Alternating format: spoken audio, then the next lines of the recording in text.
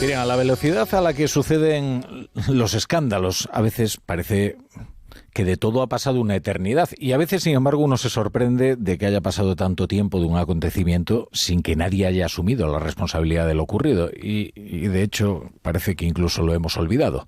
Hace un año ya, desde aquel salto masivo a la valla de Melilla, que se cobró la vida de muchas personas. Esto de muchas es una imprecisión deliberada porque no sabemos siquiera cuántas vidas se perdieron en aquella operación por la que Marruecos cosechó tantos elogios del gobierno español. Amnistía Internacional ha actualizado ahora el balance de víctimas. Dice que no fueron 23. Dice que fueron 37 las personas que fallecieron en aquel intento de cruzar la frontera en el paso del barrio chino de Melilla. Si los datos difieren tanto, será porque la organización denuncia que hasta ahora las autoridades de España y de Marruecos se han negado a hacer una investigación efectiva e independiente de lo ocurrido, un año después de esa terrible tragedia en la frontera. Desde luego esto no ocupará demasiado tiempo, la conversación pública, este aniversario. Bueno, de hecho se solapa, porque los escándalos se van solapando unos a otros, con otra investigación que ha abierto el Defensor del Pueblo para esclarecer por qué España no acudió al rescate de una patera naufragada el pasado miércoles cuando se dirigía a Canarias. España pidió a Marruecos que se hicieran cargo del rescate y la tardanza de los medios marroquíes, que se demoraron 12 horas en llegar a la zona, provocó la catástrofe. Pero es que se sospecha que estaba en aguas españolas y que lo sabía, además, Salvamento. 2 personas murieron, que se sepa de forma fehaciente 2, porque desaparecieron otras 34. Entre las fallecidas confirmadas, una niña de 5 años. La brújula con La Torre.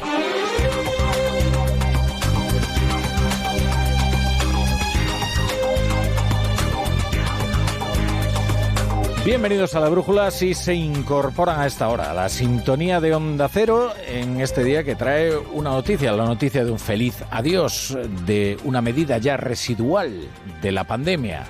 ¿Cuántas cosas han quedado de la pandemia, no? Todos esos carteles ajados en los que se informan de algunas medidas de protección, la mayoría de ellas ridículas y que en realidad se mostraron estériles para contener el avance del virus, pero que en nuestra confusión desplegamos con enorme entusiasmo.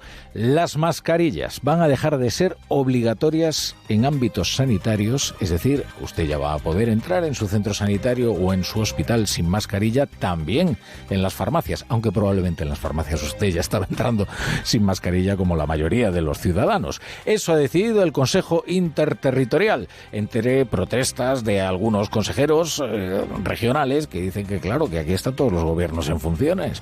Ya lo que pasa es que tampoco se pueden parar todas las decisiones. El mundo tiene que seguir andando a pesar de que los gobiernos se encuentren en estado de interinidad. Y bueno, y esta es la decisión que han tomado. Fin de las mascarillas allí donde todavía seguían siendo obligatorias. Por lo demás, continúa la campaña. No es la cuestión más candente que tiene el PP entre manos, pero sí es la más pintoresca. Hombre, convengamos en que no ha sido la idea más feliz del equipo de comunicación y propaganda del PP. Es que ahora, después de toda la mofa por lo de Verano Azul, después del que te vote Chanquete y otros memes, pues resulta que Televisión Española ha entrado en litigios con el PP porque le dice que no puede utilizar la marca de Verano Azul, que es una marca registrada, y que la música tiene unos derechos. Ya ven ustedes que en la campaña electoral hasta las iniciativas más inocentes se pueden volver en contra de uno. Pero bueno, como les digo, estos son minucias. Lo que de verdad le preocupa al Partido Popular ahora es trasladar una imagen de mínima coherencia respecto de su política de pactos en las comunidades españolas. El Partido Popular ha votado a un alcalde socialista en Barcelona. Es que el Partido Popular ha votado a una alcaldesa socialista en Vitoria. Es que yo estuve en ese lugar en el que votamos a un lehendakari socialista en Euskadi. Es que hemos pactado con Coalición Canaria, hemos pactado con el Partido Regionalista Cántabro. Es que estamos haciendo pactos transversales, hay que romper esta política de bloques. Esta política en virtud de la cual, oiga, yo soy así y solo voy a hacer aquellas cuestiones que me beneficien a mí, a mis siglas, sin pensar en el beneficio de los ciudadanos. Hoy el portavoz Borja Semper se lo explicaba a Susana Griso en el plató de Espejo Público.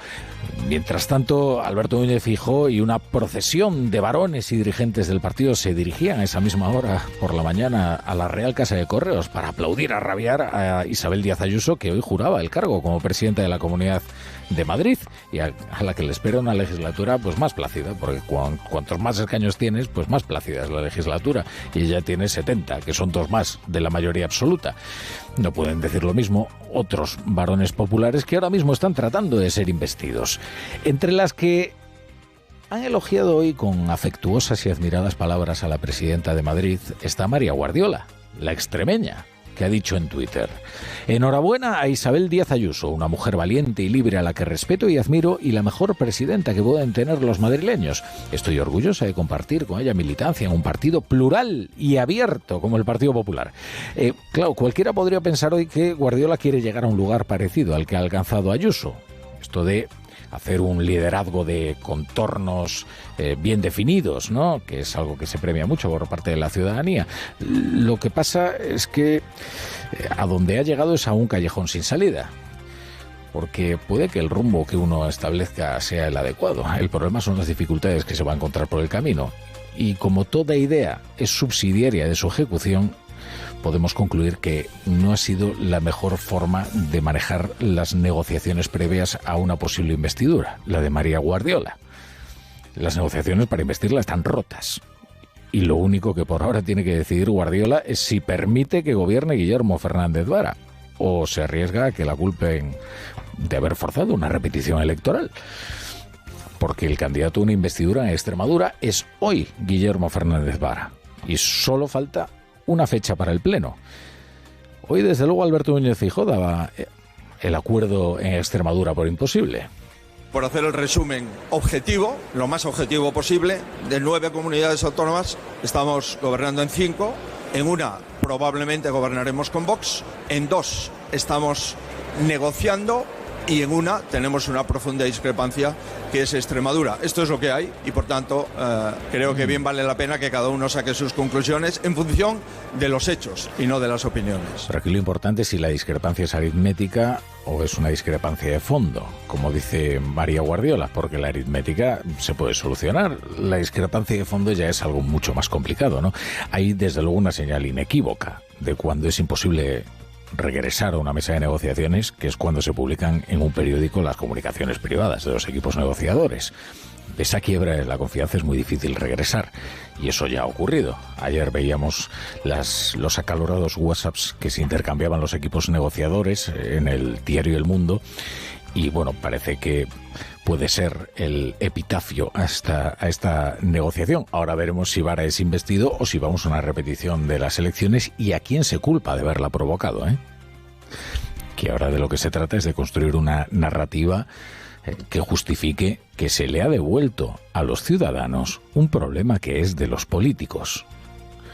Porque nos hemos acostumbrado tan alegremente a considerar que la repetición de las elecciones es una opción más en lugar del fracaso de todas las opciones, que bueno, ya lo manejamos como si fuera algo perfectamente legítimo, ¿no? Una repetición de las elecciones, entre otras cosas, debería abochornar al liderazgo de todos los candidatos en liza, vamos.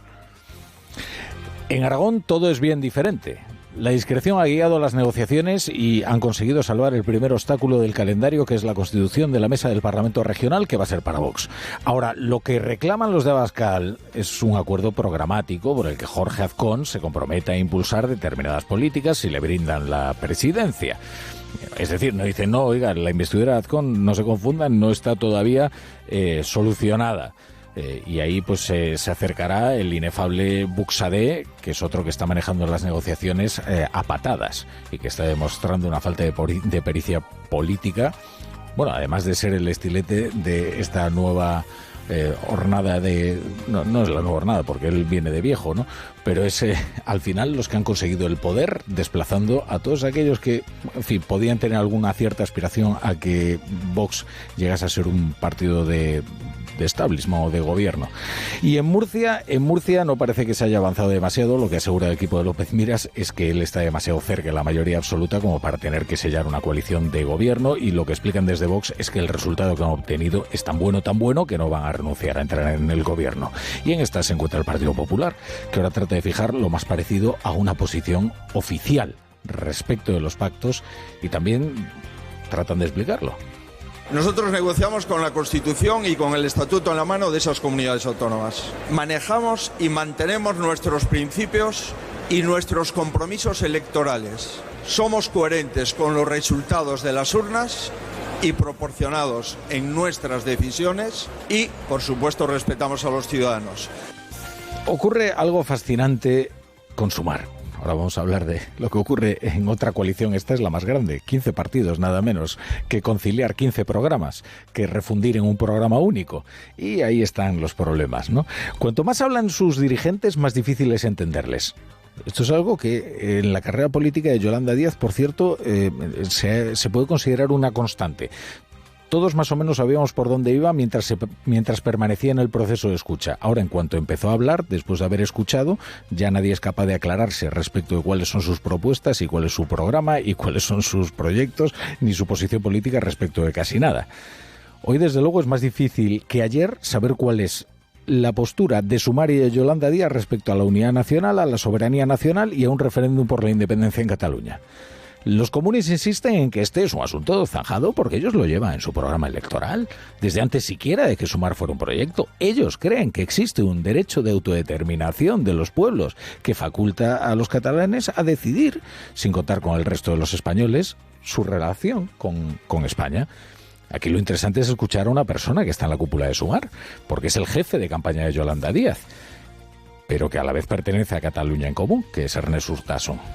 La propuesta concreta para la legislatura entrante que proponen los comunes es que se pueda producir algún tipo de votación de ratificación de lo que surja de la mesa de diálogo, ¿no? Evidentemente ellos con una perspectiva a largo plazo de referéndum, pero para la legislatura y en el corto plazo esa propuesta de ratificación es algo con lo que Sumar se encuentra cómodo y que vamos a defender.